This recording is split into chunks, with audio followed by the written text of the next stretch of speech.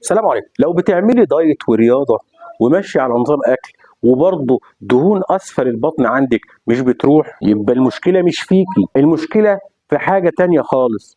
بنات وستات كتير جدا بيحاولوا ينزلوا وزنهم بس الميزان ثابت، بس وزنهم دايما ثابت والمنطقه اللي تحت البطن عنيده جدا، وده بيعمل عندهم احباط، بيخلي ناس كتير تفقد الامل في موضوع انقاص الوزن.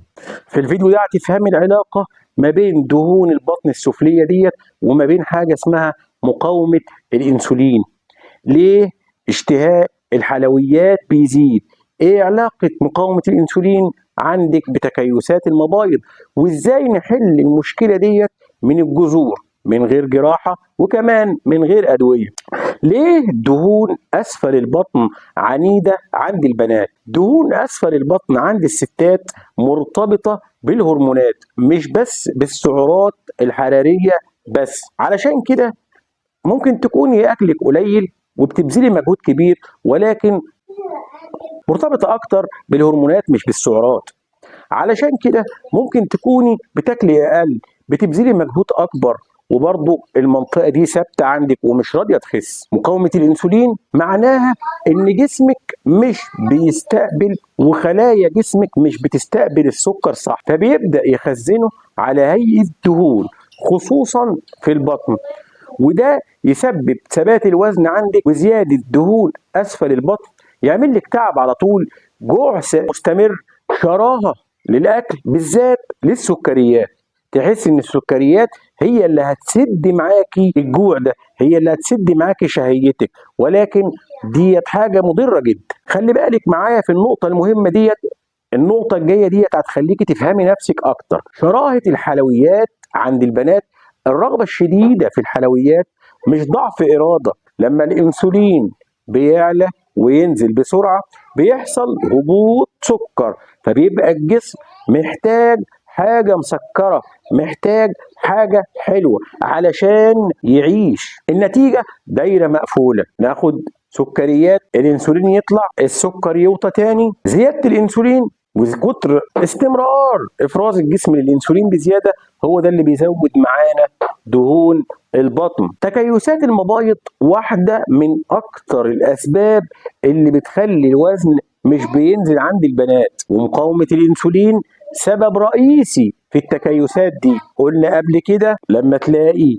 واحده عندها تكيسات مبايض ابحث عن مقاومه الانسولين.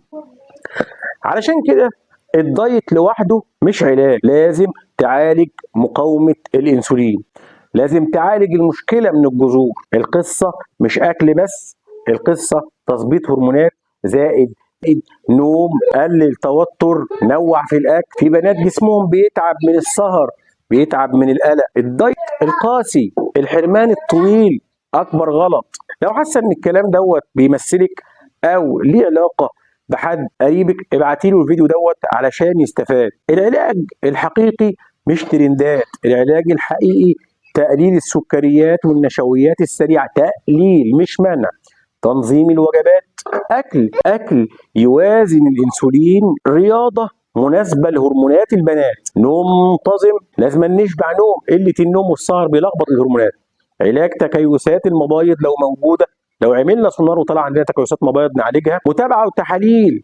العمليه ما بتمشيش عشوائيه كده، مش كل البنات محتاجه دواء، لكن كل بنت محتاجه تتشخص صح. مفيش حل نهائي في اعلان ولا وصفه سحريه ولا تسمع كلام الوصفات ولا الكلام ده، لكن في حل نهائي لما تفهمي جسمك وتعامليه صح. عايز اطمنك واقول لك دهون اسفل البطن مش معناها انك فاشله في نظام الدايت ولا انك شرسه في الاكل ولا ان جسمك ضدك ولا حاجه، هو جسمك بس محتاج نفهمه، محتاج شويه تظبيطات. حاولت كتير والوزن مش راضي ينزل، سيبي تعليق، او لو ليكي خبره مع موضوع مقاومه الانسولين سيبي لنا في التعليقات، عامل لك فيديو تاني عشان تفهمي يعني ايه مقاومه الانسولين ديت.